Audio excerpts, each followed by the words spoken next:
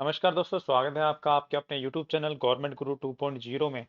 आज हम एक नई सीरीज शुरू करने वाले हैं। उस सीरीज का नाम है भारत का भूगोल, जो कि आपके राजस्थान के आरएस के एग्जाम, सब इंस्पेक्टर के एग्जाम, असिस्टेंट सब इंस्पेक्टर के एग्जाम, एएसआई जो महिलाओं की आने वाली है भर्ती, मतलब भारत का जो भी भूगोल जिस भी एग्जाम में पूछा जाने वाला है उसकी डिटेल में हम जो है सीरीज चला रहे हैं कि किस तरह से आपकी जो है क्वेश्चन आने वाले हैं, किस तरह से जो है जीरो से लेवल से लेके हाई लेवल तक अपन चलने वाले हैं।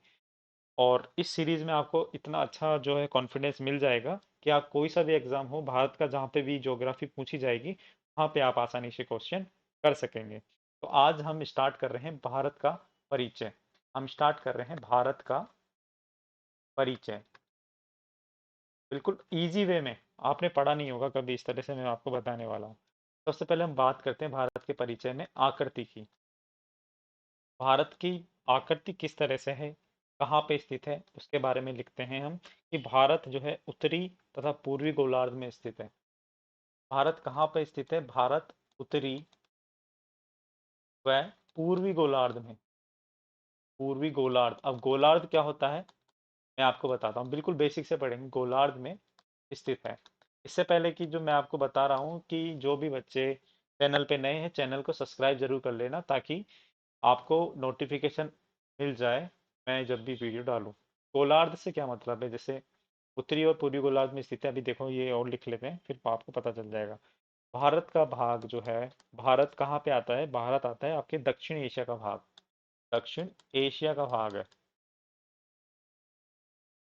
भारत। कहाँ का भाग है? दक्षिण एशिया का भाग है। ठीक है। तीसरी चीज क्या है? भारत की आकृति है। आकृति किसकी तरह है?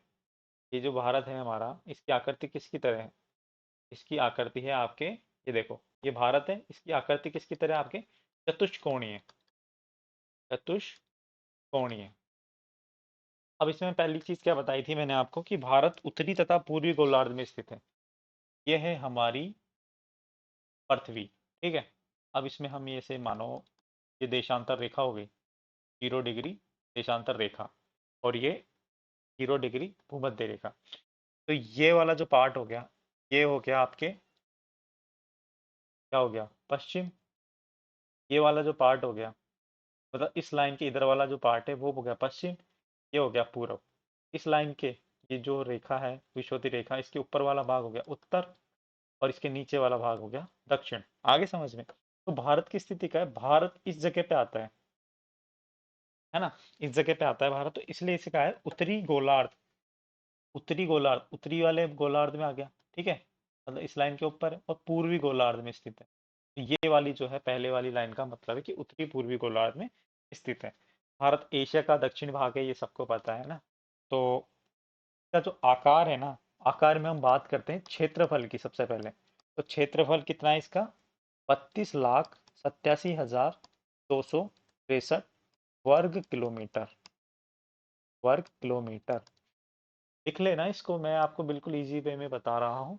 जो फैक्ट बता रहा हूँ वो एग्जाम में सीधे सीधे पूछे जाते हैं, चाहे कोई सा भी एग्जाम हो। आपको मतलब राजस्थान में एग्जाम कोई सा भी हो उसकी टेंशन लेने की जरूरत नहीं है बिल्कुल भी। ठीक है।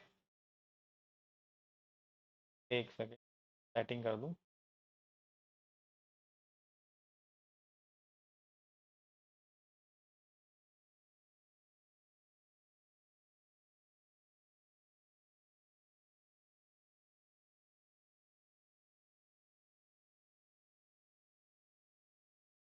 ठीक है, ये है इसमें।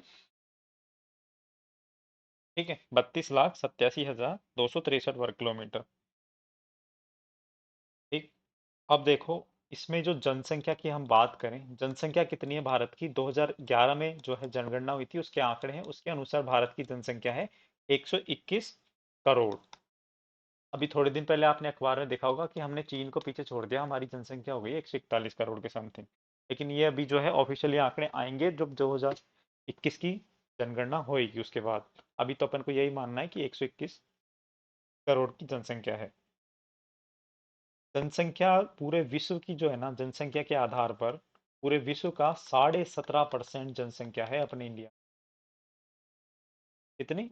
पूरे विश्व की 17.5% जनसंख्या है भारत के अंदर। सोचो, भारत सेकंड नंबर पे ऐसे नहीं आता। भारत सेकंड नंबर पे ऐसे ही नहीं आता। ठीक है। और विश्व में जनसंख्या के मामले में अगर स्थान की बात करें, विश्व में स्थान की बात करें, भारत का स्थान आता है, मैंने बताया ना, सेकंड आता है। पहला किसका आता है? पहला आता है फर्स्ट स्थान चीन का। अभी एक अखबार में आई थी न्यूज की चीन को भी पीछे छोड़ चुका है, लेकिन अभी ऑफिशियल आंकड़े आने बाकी हैं। ठीक है। यह है इसका जो है जनसंख्या की बात। और क्षेत्रफल की बात करें तो जैसे हमने बताया था कि भारत का जो है 32,87,263 वर्ग किलोमीटर है, किलोमीटर स्क्वायर। तो विश्व का कितना क्षेत्रफल आता है? विश्व का आता है इसमें मात्र 2.4% क्षेत्रफल। वर्ल्ड का 2.4% क्षेत्रफल है भारत के अंदर। ठीक है। तो और क्षेत्रफल की दृष्टि से कौन सा स्थान आता है भारत का? ये स्थान आता है आपके सातवां। सातवां आता है। तो कौन कौन सी जो है आपके देश हैं भारत से पहले क्षेत्रफल के आधार पर, वो मैं बताता हूँ इसमें आपको। सबसे पहले आता है आपके रूस। सेकंड पे आता है कौन आपके? कनाडा। थर्ड पे कौन आता है आपके? यूएसए, अमेरिका, है ना, यूनाइटेड स्टेट अमेरिका। फोर्थ पे चाइना। और फिफ्थ पे आता है आपके ब्राजील। ब्राजील का भी क्षेत्रफल बहुत बड़ा है। और सिक्स्थ पे आता है आपके ऑस्ट्रेलिया। ये क्रम ध्यान रख लेना, पूछ लिया जाता है। ठीक है। और सेवंथ पे आता है आपका प्यारा भारत। ठीक है। तो पहले पे रूस, कनाडा, अमेरिका, चीन, ब्राजील, ऑस्ट्रेलिया और भारत। बिल्कुल फैक्ट वाइज आपको लिखते जाना है। बहुत मजा आने वाला है आपको भारत का भूगोल पढ़ने के अंदर। ठीक है। अब देखो, मैं आपको एक चीज बताऊं। अब हम बात करते हैं, क्वेश्चन एग्जाम में आता है अक्षांश और देशांतर रेखाओं वाला। पेन का कलर चेंज कर लेते हैं। ये देखो, अक्षांश और देशांतर, भारत के विस्तार की हम बात करते हैं। तो भारत की जब ये देखो भारत का नक्शा, उत्तरी जो पॉइंट है ना, इसका नाम है इंदिरा कॉल। क्या नाम है? इंदिरा कॉल। उत्तरी भाग का। ठीक है। दक्षिण भाग का क्या नाम है जो भारत से जुड़ा हुआ है? उसका नाम है कन्याकुमारी। है ना? अभी ध्यान से सुनना, आपके मन में आपको सारे डाउट क्लियर हो जाएंगे। और पूर्वी जो भाग है, यहाँ पर जो सबसे लास्ट वाला जो है पूर्वी, मतलब जो हम बात करें तो अ, सबसे पूर्वी जो गांव है या कोई जो भारत का जो क्षेत्र है, उसका नाम है किबियू गांव है, अरुणाचल प्रदेश का। किबियू। ये देखो अरुणाचल प्रदेश की सीमा है ना, ये जो आपको ब्लू कलर में दिख रही है, तो यहाँ पे किबियू गांव है, भारत का उत्तरतम पूर्वोत्तम। और पश्चिम की बात करें तो पश्चिम में है कुहर मोती गांव। हर मोती गांव, गांव है ना। क्षेत्र आ गए कौन से ना। तो यहाँ पे देखो आप कि उत्तर में जम्मू कश्मीर को, जो अभी लद्दाख वाला क्षेत्र है, इंदिरा कौल। ठीक है। दक्षिण में हम बात करें तो कन्याकुमारी, पूर्व में बात करें तो किव्यू गांव अरुणाचल प्रदेश का। और हम पूर्व में पश्चिम में बात करें तो गुजरात का गुहरमोती गांव। ठीक है। इसी तरह से हम बात करते हैं अक्षांशीय विस्तार की। तो ये जो अक्षांशीय विस्तार है, ये जो दक्षिणतम बिंदु है, ये है 8 डिग्री 4। क्या है? 8 डिग्री 4 मिनट। और उत्तर में हम बात करें, उत्तर में हम बात करें, ये है आपके 37 डिग्री 6 मिनट। 37 degree 6 minute. गुहर मोती की हम बात करें तो ये आता है आपके 68 डिग्री 7 मिनट। और यहाँ पे आता है आपके 95 डिग्री, सॉरी 97 डिग्री 25 मिनट। ठीक है। आगे समझ में, मतलब ये पूछ लिया जाता है कि भारत का जो क्षेत्र विस्तार है वो किस अक्षांश के मध्य है। तो अक्षांश कौन सा हो गया? 8 डिग्री 4 मिनट से 37 डिग्री 6 मिनट। ठीक है। इसी तरह से देशांतर का पूछ लेते हैं, तो देशांतर का भी याद रखना है कि 68 डिग्री 7 मिनट से 97 डिग्री 25 मिनट। मतलब सिंपल सी बात आपको ये याद रखनी है। ठीक है। यह है 8 डिग्री 4 मिनट से 37 डिग्री 6 मिनट। पश्चिम में बात करें तो 68 डिग्री 7 मिनट से 95 डिग्री, सॉरी 97 डिग्री 25 मिनट। ठीक है। ये है, आ गया होगा आपको समझ में। तो अक्षांश और देशांतरीय विस्तार का जो है हमने आपको बता दिया। अब इसमें एक फैक्ट ये ध्यान रखना, अब ये बनाते जाना कॉपी के अंदर। अब इसमें एक फैक्ट ये आएगा कि अक्षांश विस्तार है कितने अक्षांशों के मध्य है, तो 8 में से 37 माइनस करो, लगभग 30 डिग्री अक्षांशों के बीच में भारत की स्थिति है। इसी तरह से देशांतर का भी पूछ सकते हैं कि कितने देशांतरों के बीच में है। 68 में से 97 माइनस कर लो, जो क्या आएगा आपके आंसर, वो भी लगभग आपके 30 डिग्री देशांतर यही आने वाला है। ठीक है, आगे समझ में। अब देखो, भारत का जो अक्षांशीय विस्तार है वो 30 डिग्री का है। ठीक है, अब भारत में जलवायु संबंधित विविधता पाई जाती है, आपको सबको पता है। जैसे मैं आपको बताऊं, ये हमारा प्यारा भारत।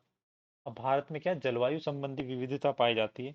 विभिन्न प्रकार की मृदा वनस्पति यहाँ पे पाई जाती है। ठीक है, अब यहाँ पे आपको ध्यान होगा कि यहाँ गुजरात से यहाँ पे निकल रही है एक रेखा जिसे बोलते हैं कर्क रेखा। ठीक है, कर्क रेखा गुजर रही है, वो है 23.5 डिग्री अक्षांश पे, उत्तरी अक्षांश पे। तो यहाँ तक क्या है कि सूर्य सीधा चमकता है। इसके बाद यहाँ पे सूर्य की किरणें इससे ऊपर जाती, सूर्य की किरणें हो जाती तिरछी। तो जब जहाँ जिस एरिया में, तभी मैं बताता हूँ आपको, थोड़ा यहाँ पे समझो मैं क्या कहना चाहता हूँ। तो मैं यहाँ पे बता ही देता हूँ।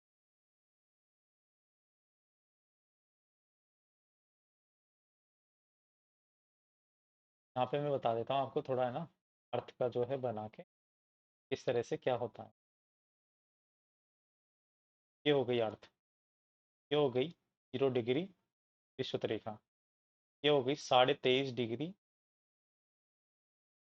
23.5 डिग्री मकर रेखा, और 23.5 डिग्री उत्तरी कौन सी होती है, कर्क रेखा। तो भारत की स्थिति इस जगह पे है। ठीक है, तो भारत के मध्य में से ये कर्क रेखा जा रही है, देखो बिल्कुल मध्य में से कर्क रेखा जा रही है।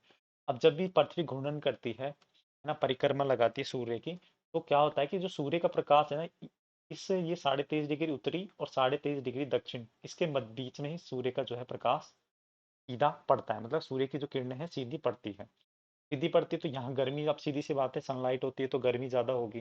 तो गर्मी ज्यादा होती है तो भारत जो को देखो, आधे वाले पार्ट में ना, नीचे जो साउथ वाला क्षेत्र, यहाँ पे तो गर्मी ज्यादा होती है। और उत्तरी जो पार्ट है ना, यहाँ पे जो है आपकी सूर्य की किरणें पड़ती है तिरछी, तो गर्मी यहाँ होती है, जो है कम होती है। तो कम होती है ना, तो यहाँ पे क्या होता है, उपोष्ण। अब एक होता है उष्ण, उष्ण मतलब गर्म, एक होता है उपोष्ण का मतलब होता है गर्म से थोड़ा सा ठंडा, है ना, गर्म से ठंडा। मतलब इस वाले जो उपोषण है ना, इससे ठंडा। अब ये देखो मैं क्या समझाना चाह रहा हूँ, मैं ये समझाना चाह रहा हूँ कि जो कर्क रेखा है ना, इसके जो नीचे वाला पार्ट है, ये है आपके उष्ण कटिबंध क्षेत्र। यहाँ पे जो है वनस्पति, मृदा, ये सारी यह है जो अलग कैटेगरी की पाई जाती है। और ये ऊपर वाला क्षेत्र है ना, यह है आपके उष्ण कटिबंध। भारत में जो राजस्थान है, राजस्थान में कर्क रेखा निकलती है ना, यहाँ पे बांसवाड़ा डूंगर जैसे, तो ये वाला जो क्षेत्र है ना, ये उष्ण कटिबंध में आता है, और ऊपर वाला जो है उपोष्ण कटिबंध में आता है। तो भारत में दोनों तरह के जो है आपके कटिबंध पाए जाते हैं, मैं ये समझाना चाह रहा हूँ आपको। ठीक है, आगे होगा आपके समझ में, उपोष्ण और उष्ण कटिबंध क्यों कहते हैं भारत के अंदर। ठीक है, अब एक चीज और समझा देता हूँ मैं आज, कि ये जो उत्तर से दक्षिण की जो लंबाई है, और पूर्व से जो पश्चिम की लंबाई है, कितनी है। ये उत्तर से जो दक्षिण की जो लंबाई है, यह है आपके 3214 किलोमीटर। कितनी है, 3214 किलोमीटर, ध्यान रखना। और जो पूर्व से पश्चिम की या पश्चिम से पूर्व की है, वो है आपके 2933 किलोमीटर। अब बताओ लंबा किधर है, लंबा ज्यादा है ना, उत्तर से दक्षिण लंबा है ना, 3214 सर्वाधिक लंबाई है इसकी। ठीक है, आ गया होगा आपको समझ में। अब एक चीज मैं बताऊं आपको, एक होता है आपके इंदिरा कौल, उत्तरतम। दक्षिणतम क्या है, कन्याकुमारी, है ना, जो भारत से सटा हुआ है। अब आता है यहाँ पे, ये देखो अंडमान निकोबार द्वीप समूह। अंडमान निकोबार जो द्वीप समूह है, यहाँ पर ये भी भारत की भूमि एक तरह से, है ना। तो भारत में सबसे दक्षिणतम पूछे ना, सीधा से क्वेश्चन आएगा कि एक तो पूछे भारत से लगा हुआ दक्षिणतम कन्याकुमारी, एक है भारत का दक्षिणतम बिंदु, तो उसको बोलते हैं इंदिरा पॉइंट। इंदिरा पॉइंट। उत्तरी कौन सा है, इंदिरा कौल, दक्षिणतम है इंदिरा पॉइंट, ये है आपके अंडमान निकोबार। ठीक है, ठीक है ना, ये वाली जो चीज मैंने आपको बता दी है, लिखते जाओ, बिल्कुल आराम आराम से, कोई दिक्कत नहीं है। है ना, आराम से पढ़ेंगे कि कोई चीज छूटे नहीं बस। थोड़ा एक दिन या एक दिन ज्यादा लग जाए या हमारी 5 क्लास ज्यादा लग जाए उससे मतलब नहीं है, हमारे को हमारी जो कॉन्सेप्ट है वो क्लियर होने चाहिए। वो कॉन्सेप्ट जब क्लियर हो जाएंगे ना तो आपको भी कॉन्फिडेंस आ जाएगा। यही जो चीजें हैं वो मैं बता रहा हूँ आपको, ठीक है। ये उष्ण कटिबंध क्या होता है, उपोष्ण कटिबंध क्या होता है, ये आपको वनस्पति मृदा, अगर ये वाला चैप्टर आपने अच्छे समझ लिया ना तो जलवायु और ये सारी चीजें आपको इजी वे में समझ में आ जाएगी, ठीक है। अब हम बात करते हैं कि भारत में जो कर्क रेखा है वो कौन कौन से राज्यों से गुजरती है। तो मैंने बताया था ना आपको कर्क रेखा, फिर मैं दोबारा से खींच के बताता हूँ। कर्क रेखा गुजरती है आपके, ये गुजरात से, ये राजस्थान से, ये ये मध्य प्रदेश से, ठीक है। मध्य प्रदेश के बाद आपके आ जाता है यहाँ पे छत्तीसगढ़, झारखंड, पश्चिम बंगाल, ठीक है। पश्चिम बंगाल आ गया, त्रिपुरा और मिजोरम। ये भारत की कर्क रेखा गुजरती है। तो यहाँ पे लिख लो कौन कौन से स्टेट से गुजरती है के बारे में लिख लो। तो यहाँ पे सबसे पहले लिखो गुजरात से गुजरती है कर्क रेखा। पूछा जा सकता है कि कौन में से नहीं गुजरती, किस में से नहीं गुजरती। गुजरात से गुजरती है ना। क्रम देखो आप, तो प्रैक्टिकल मैप से पढ़ने का यही तरीका होता है कि अपन को है ना हमेशा याद रहता है। गुजरात से, राजस्थान से, मध्य प्रदेश से गुजरती है, ठीक है। चौथा देखो आपके छत्तीसगढ़ से गुजरती है कर्क रेखा। सीधा सा क्वेश्चन आता है, कर्क रेखा नहीं गुजरती है, छत्तीसगढ़ से गुजरती है। फिर आपके झारखंड से गुजरती है। तीन ऑप्शन एक जैसे दे देगा और एक ऑप्शन अलग दे देगा, ठीक है। पश्चिम बंगाल से गुजरती है। और सबसे इंपॉर्टेंट ये चीज यहाँ पे याद रखना, क्योंकि अभी है ना मणिपुर में जो हिंसा हुई है उसके बारे में पूछ सकते हैं कि नॉर्थ ईस्ट के क्वेश्चन आराम से बनेंगे। यहाँ पे त्रिपुरा और मिजोरम से गुजरती है, मणिपुर से नहीं गुजरती, ये ध्यान रखना। त्रिपुरा और आपके मिजोरम, मतलब 8 राज्यों से गुजरती है। ध्यान रखना, 8 राज्यों से। 1 2 3 4 5 6 7 और एक 8, 8 राज्यों से आपकी कर्क रेखा गुजरती है। ये ध्यान रखना, है ना। ये आपको ध्यान रखना है। ये लिख लिया होगा आपने, मिटा देता हूँ मैं इसको फिर, क्योंकि मैप से पढ़ते हैं ना, तो मैप से पढ़ रहे हैं तो मैप के बगल में लिखेंगे ना तो और अच्छे से समझ में आए। बार बार क्या है कि ऊपर नीचे करने की असुविधा होती है। देखो आरएस की जो डेट है 1 अक्टूबर आ चुकी है। 1 अक्टूबर आरएस की जो डेट है वो आ गई है, और इसका मतलब यह है कि एग्जाम जो है आरपीएससी कराने के बिल्कुल मूड में है। पहले ये अटकलें लगाई जा रही थी कि हो सकता है चुनाव की वजह से एग्जाम नहीं हो, कब हो कुछ कह नहीं सकते थे, लेकिन यहाँ पे स्पष्ट कर दिया है आरपीएससी ने, ठीक है। अब यहाँ पे देखो, ये तो राज्य हो गए कौन कौन से राज्य से गुजरती है। अब ये देखो नेक्स्ट लिखो कि कर्क रेखा के समीप जो राजधानी है ना, सबसे ज्यादा समीप कौन सी है, निकटतम राजधानी। कर्क रेखा के निकटतम राजधानी मतलब इन इन राज्यों की जो राजधानी है सबसे निकट, देखो यहाँ पे समझ आ ही गया कि रांची है। कौन सी है निकटतम, रांची, ठीक है। ये क्वेश्चन यहाँ पे लिख लेंगे,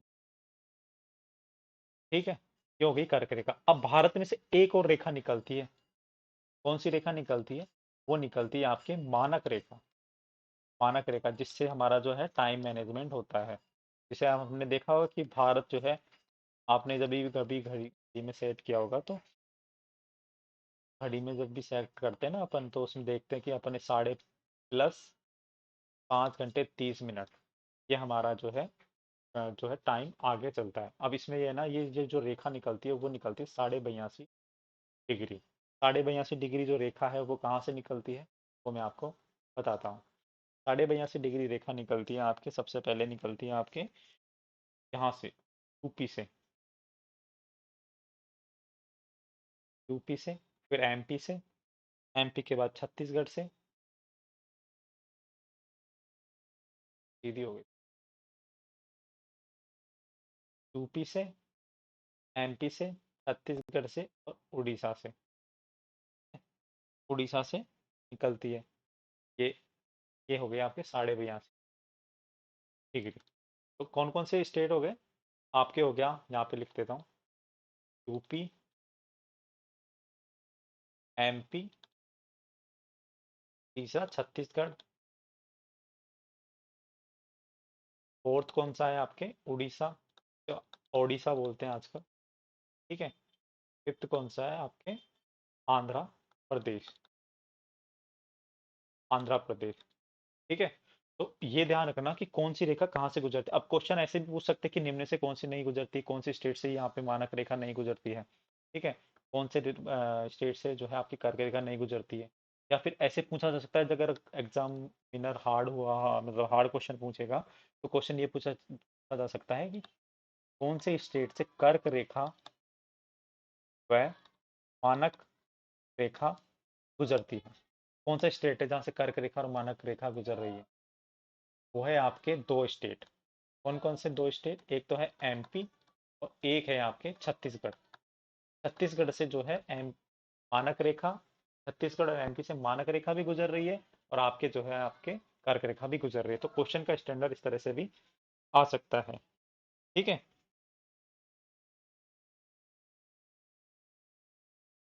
ठीक है। अब ये देखो, मैंने ये जो बताया ना, अब ये कर्क रेखा, अब एक चीज और देखो। वाइट, वाइट लो, ये कर्क रेखा जा रही। ठीक है। वाइट नहीं दिख रहा।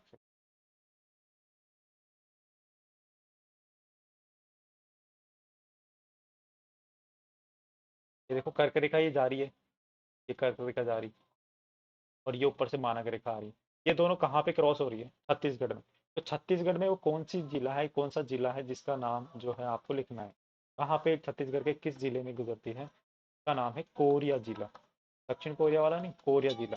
बहुत ही अच्छा क्वेश्चन है ये। बहुत ही अच्छी जो है आपके मतलब इम्पोर्टेंट, इसको लगा लेना। कोरिया जिले से तो सिंपल सा लिखना है, कर्क रेखा और मानक रेखा जहाँ पे मिलती है उस जिले का क्या नाम है? तो वो है आपके कोरिया जिला। दोनों जो है, इसको क्वेश्चन इंपॉर्टेंट है, ये जो मैंने बताया कर्क रेखा मानक रेखा कौन से जिलों से गुजरती है, मतलब कौन से जिले हैं जहाँ पे से कर्क और मानक रेखा दोनों गुजरती है। और एक है क्वेश्चन कि छत्तीसगढ़ में क्वेश्चन आएगा कि किस जिले में जो है आपकी कर्क और मकर रेखा, कर्क रेखा और मानक रेखा मिलती है। तो वो है आपके छत्तीसगढ़ का कोरिया जिला। ठीक है। ये हो गया आपको अक्षांश और देशांतर का ज्ञान। अब मैं आपको बताने वाला हूँ कि भारत की सीमाएं, और इसी मैप से पढ़ेंगे। देखो मैं मिटा रहा हूँ, आप लिख लिए होंगे, नहीं लिखे तो वीडियो को पॉज करके लिख लेना या पीछे करके लिख लेना, कैसे भी लिख लेना। ठीक है। अब मैं आपको बताने वाला हूँ भारत के जो हम पड़ोसी राज्य हैं। ये मणिपुर का मुद्दा है, ये सारी चीजें मैं आपको समझा दूंगा थोड़ी देर में। मणिपुर कहाँ है, आजकल चल रहा है ना न्यूज में। थोड़ा मिटा दूँ इसको।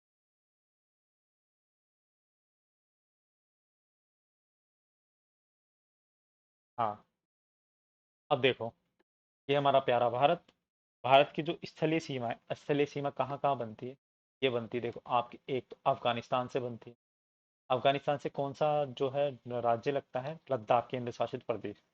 ध्यान रखना क्वेश्चन कहीं आपने जम्मू कश्मीर करके आ जाए। एक है पाकिस्तान, पाकिस्तान से जम्मू कश्मीर, पंजाब, जम्मू कश्मीर, पंजाब, राजस्थान और गुजरात लगता है। ठीक है। अब ऊपर चलते हैं तो चाइना, चाइना से क्या लगता है? लेह लद्दाख लगता है, उत्तराखंड लगता है, हिमाचल लगता है। ठीक है, हिमाचल लगता है। नेपाल आ जाता है उसके बाद, है ना। सिक्किम लगता है, अरुणाचल प्रदेश लगता है। एक दो तीन चार पाँच छः, छः जो राज्य हैं आपके तीन से लगते हैं। ठीक है।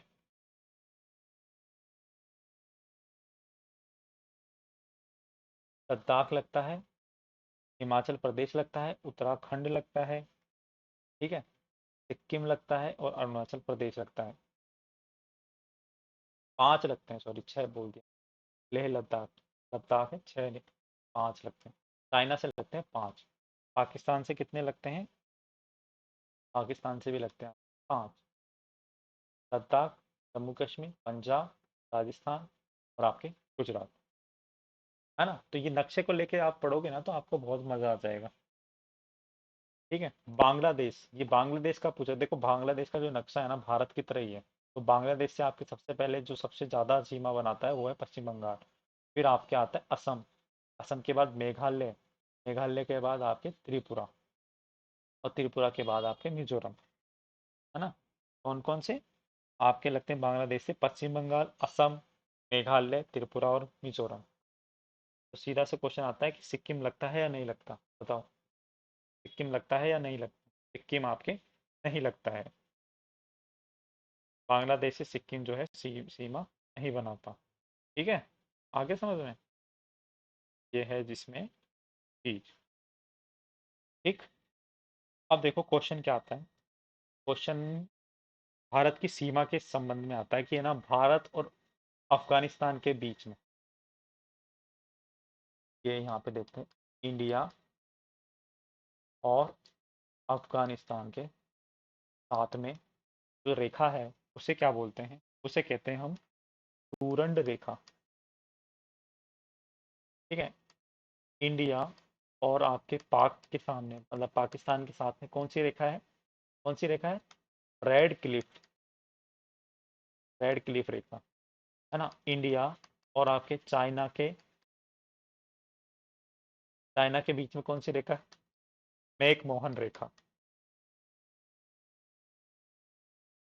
सीधा सीधा क्वेश्चन आ सकता है, बिल्कुल बेसिक से स्टार्ट कर रहे हैं। आपके कोई कांस्टेबल का एग्जाम होगा ना, तो उसमें भी आपको जो है बहुत हेल्प मिलेगी। आप अगर इस क्लास को लिख लेते हो, ले लेते हो, ये जो सीरीज में चला रहा हूँ इसको अगर कर लेते हो ना पूरा, तो आपके खुद के नोट्स ऐसे तैयार हो जाएंगे कि आपको कोई भी किताब लेने की जरूरत नहीं पड़ेगी। ये आप लिख के ले लो मेरे से। ठीक है। सबसे छोटी सीमा किसके साथ लगती है? सबसे छोटी सीमा, सबसे छोटी सीमा लगती है आपके अफगानिस्तान के साथ। इसके साथ लगती है अफगानिस्तान के साथ, मात्र लद्दाख से लगता है वो 106 किलोमीटर। ठीक है। और किस किस राज्यों से सीमा लगती है स्थलीय, वो मैं आपको बताता हूँ। ये देखो, अफगानिस्तान, पाकिस्तान, चीन, नेपाल, भूटान, ये देखो नेपाल, ये भूटान, बांग्लादेश, म्यांमार, है ना। और फिर आपके ये है आपकी स्थलीय सीमा, 1 2 3 4 5 6 7, 7 से आपकी लगती है स्थलीय सीमा। और तटीय सीमा किससे लगती है? आपकी तटीय सीमा आपकी बांग्लादेश से लगती है, तटीय सीमा आपकी पाकिस्तान से भी लगती है, तटीय सीमा आपकी श्रीलंका से लगती है ना। अब ये देखो, ये लिख लिया, ये समझ में आ गया। अब आगे चलते हैं अपन, थोड़ा सा इसमें थोड़ा डिटेल करते हैं। तटीय तटीय जो भाग है आपके गुजरात से शुरू होता है। गुजरात के यहाँ पे कौन सा सागर है? अरब सागर। ये जो तटीय भाग है ना, तटीय भाग कितना लंबा है, ये क्वेश्चन आता है। क्या हो गया आपके अरब सागर, इधर है आपके बे ऑफ बंगाल, बंगाल की खाड़ी। तो ये टोटल जो लंबाई है ना तटीय सीमा की लंबाई, तटीय सीमा कुल कितनी लंबी है? तटीय सीमा की लंबाई है आपके 7516.6 किलोमीटर। समझ में आ गया? 5716 किलोमीटर याद रख लो आप तो। ठीक है। अब इसमें भी दो चीज है, एक तो ये जो तट है भारत से लगता हुआ, एक तो ये चीज है। ठीक है, समझ में आ गया। और एक है ये तो अंडमान निकोबार और लक्षद्वीप द्वीप समूह है ना, इनका भी तो तट है, इसमें काउंट हो रखा है ना। द्वीप की भी जो है इसमें काउंट हो रखी है। तो हम इसका जो निकालते हैं, तो तटीय सीमा है 5422, है ना। तो 5422, और जो द्वीप है वो है 2094। ठीक है, हो गया। काउंट करो, टोटल करो इसका कितना आ रहा है। इसका जो टोटल है वो करो कितना आ रहा है। ठीक है। ये आ गया आपके 7516 किलोमीटर तटीय सीमा। आगे समझ में। ये दो टुकड़ों में क्यों बांटा है? ये जो तट से लगती हुई ये है 5422, और जो द्वीप समूह है उनकी जो सीमा है वो भी तो तटीय सीमा हो गई ना अपने इंडिया की, तो वो है 2094, 2094। ठीक है, तो ये हो गई तटीय सीमा। अब हम बात करते हैं स्थलीय सीमा की।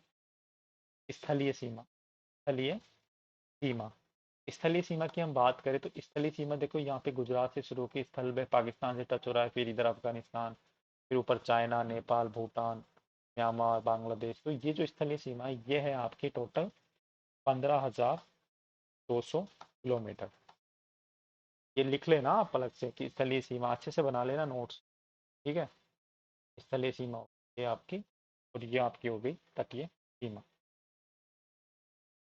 अब इसमें थोड़ा सा फैक्ट लिखवा देता हूँ आपको, ताकि आपका जो है ये वाला जो है आकृति स्टार वाला क्षेत्रफल कंप्लीट हो जाएगा। इसके बाद हम सागरीय क्षेत्र की बात करेंगे, क्या होता है क्या नहीं होता है। तो इसमें आप जो है एक बार फैक्ट लिख लो। फैक्ट क्या है? इसका फैक्ट क्या है? यहाँ पे लिखो कि आप देखो, सबसे लंबी तटरेखा, सबसे लंबी, मैप को देख के बताओ, सबसे लंबी तटरेखा किसके साथ बनती है? मैप को देख के बताओ, सबसे लंबी जो तटरेखा है, केवल क्वेश्चन ऐसा आता है सबसे लंबी तटरेखा किसके साथ है, तो बताओ। गुजरात करोगे हैं, या फिर पश्चिम बंगाल करोगे, या आंध्र प्रदेश करोगे, बताओ क्या करोगे?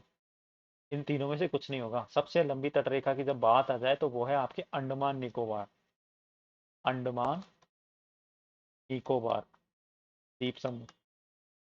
ठीक है ना, यहीं पे गलतियां होती है। और अगर ऐसे आ जाए कि मुख्य भूमि से लगती हुई, मुख्य भूमि से लगती हुई सबसे लंबी तटीय रेखा, लगती हुई सबसे लंबी तटरेखा,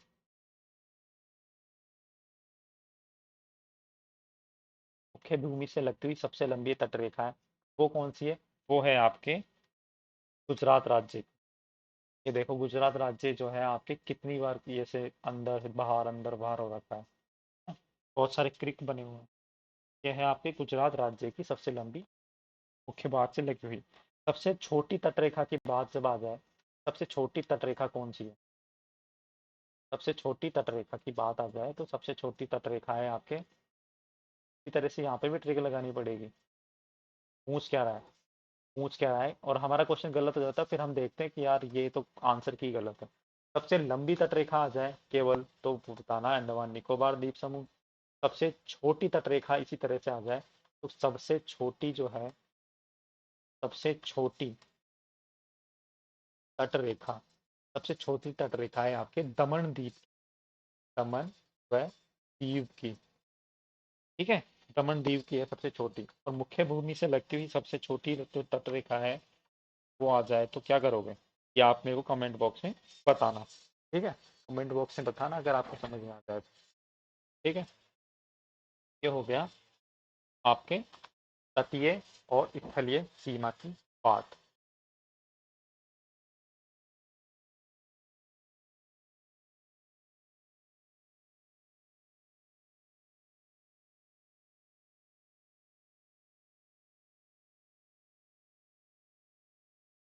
ठीक है, तो अब हम देखेंगे कि भारत का सागरीय विस्तार, भारत का सागरीय विस्तार क्या है उसके बारे में हम बात करते हैं।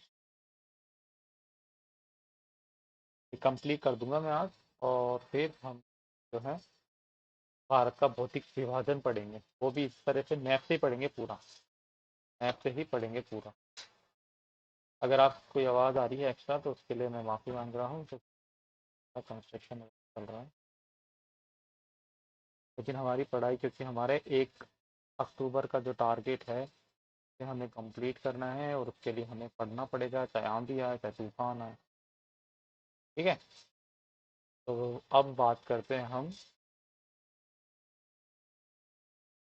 भारत का सागरीय विस्तार, सागरीय विस्तार। अब देखो, इसमें जो है कुछ टेक्निकल वर्ड्स, इसमें सबसे पहले हम बात करते हैं आधार रेखा। अच्छा, सागरीय विस्तार होता है, इसको हम नापते हैं नॉटिकल मील में, नॉटिकल मील में। नॉटिकल मील क्या होता है, मतलब नॉटिकल मील होता है, 1 नॉटिकल मील बराबर क्या होता है, कितने किलोमीटर होता है, वो होता है आपके 1.582 किलोमीटर, मतलब लगभग हो गया आपके 2.25 किलोमीटर। ठीक है, 1 नॉटिकल मील में नापते हैं हम समुद्र की जो दूरी नापते हैं वो, तो वो नापते हैं हम 1 नॉटिकल मील बराबर 2.25 किलोमीटर, मतलब 1.85 किलोमीटर, ये मानो। अब इसमें क्या होता है, एक होती है आधार रेखा। आधार रेखा क्या होता है, आधार रेखा। अब देखो आधार रेखा क्या होता है, अब ये देखो स्थलीय भाग ये है पश्चिम बंगाल, अब यहाँ से सीधी लाइन खींचती है, अब ये भुवनेश्वर, ये टच हो गया, बिल्कुल सीधी लाइन खींचती है, बिल्कुल सीधी लाइन खींचती है, इस तरह से। ठीक है, ये आपके हो गया इस तरह से। ये जो रेखा है ना, इसे बोलते हैं आधार रेखा। ठीक है, क्या बोलते हैं इसे, इसे कहते हैं आधार रेखा,